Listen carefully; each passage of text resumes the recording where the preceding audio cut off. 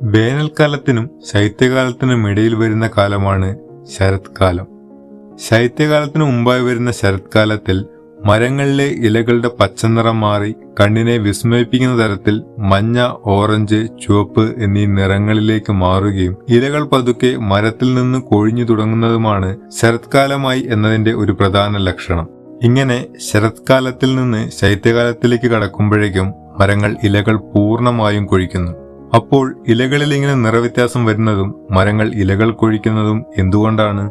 ഇലകൾ പൂർണ്ണമായും കൊഴിഞ്ഞതിന് ശേഷവും മരങ്ങൾ ജീവനോടെ തന്നെ നിലനിൽക്കുന്നത് എങ്ങനെയാണ്?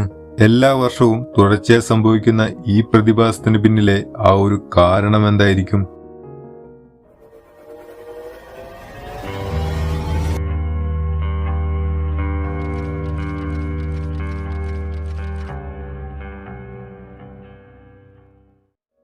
സസ്യങ്ങൾക്കും മരങ്ങൾക്കും ജീവിച്ചിരിക്കാനും വളരാനും ആവശ്യമായ ആഹാരം നിർമ്മിച്ചു കൊടുക്കുക എന്നതാണ് അതാത് മരങ്ങളിലെയും സസ്യങ്ങളിലെയും ഇലകളുടെ പ്രധാന ധർമ്മങ്ങളിലൊന്ന്. ഇങ്ങനെ സസ്യങ്ങളിൽ ആഹാരം നിർമ്മിക്കപ്പെടുന്ന പ്രക്രിയയാണ് ഫോട്ടോസിന്തസിസ് അഥവാ പ്രകാശ സംശ്ലേഷണം. ഫോട്ടോസിന്തസിസ് നടത്താൻ സസ്യങ്ങൾക്ക് പ്രധാനമായും ആവശ്യമായി വരുന്നത് ജലം, സൂര്യപ്രകാശം, കാർബൺ ഡയോക്സൈഡ് എന്നിവയാണ്. ഈ 3 റിസോഴ്സുകളിൽ സൂര്യപ്രകാശം എന്നത് സ്ഥിരമായി ലഭിക്കുന്ന ഒന്നല്ല, പ്രത്യേകിച്ചും ശൈത്യകാലത്ത്.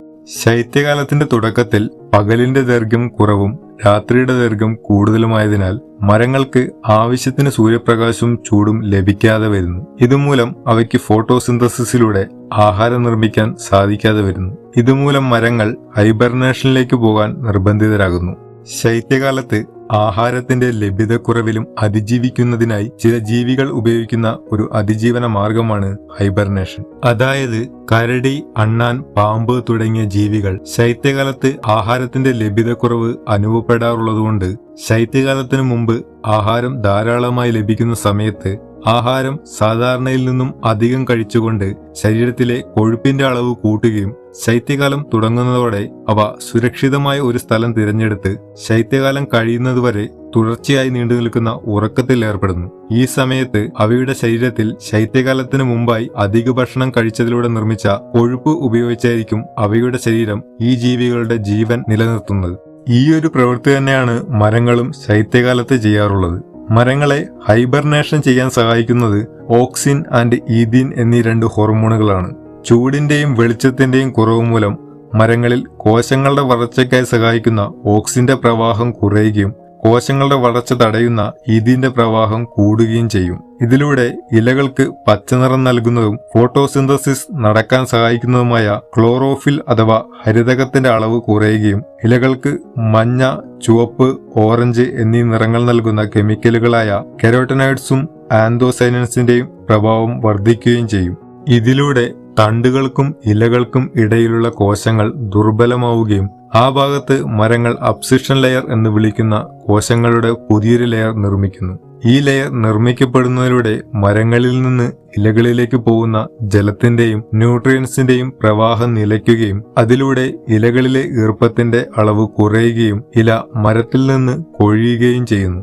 ഇങ്ങനെ ഇലകൾ കൊഴിയുന്നത് കൊണ്ടാണ് മരങ്ങൾക്ക് ഹൈബർനേഷൻ നടത്താൻ സാധിക്കുന്നത്. അതായത് ശൈത്യകാലത്ത് സൂര്യപ്രകാശവും ചൂടും ലഭിക്കാത്തതിനാൽ ഇലകൾക്ക് ആഹാരം നിർമ്മിക്കാൻ സാധിക്കില്ല. അതുകൊണ്ട് ആ ഒരു കുറച്ച് മാസങ്ങളിൽ ഇലകളുടെ ആവശ്യമില്ല. എന്നാൽ ഇലകൾക്ക് നിലനിൽക്കാൻ ആവശ്യമായ ജലവും ന്യൂട്രിയൻസും മരത്തിൽ നിന്ന് നിരന്തരം സ്വീകരിക്കുകയും ചെയ്യുന്നു.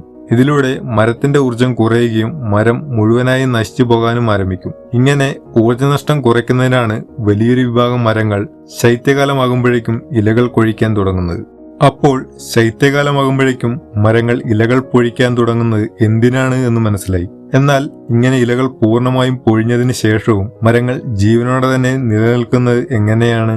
ഹൈബർനേഷനിലേക്ക് കടക്കുന്ന ജീവികൾ ചെയ്യുന്നത് പോലെ മരങ്ങളും അതിന്റെ തടിയിലും വേരിലുമായി ശൈത്യകാലത്തിനു മുമ്പായി ജീവൻ നിലനിർത്താൻ ആവശ്യമായ ന്യൂട്രിയൻസും ജലവും ശേഖരിച്ചു വെക്കുകയും ഇങ്ങനെ ശേഖരിച്ചു വെച്ച ആഹാരം ഈ സമയങ്ങളിൽ ഉപയോഗിക്കുകയും ചെയ്യും. ഇങ്ങനെയാണ് മരങ്ങൾ ശൈത്യകാലത്തെ അതിജീവിക്കുന്നത്.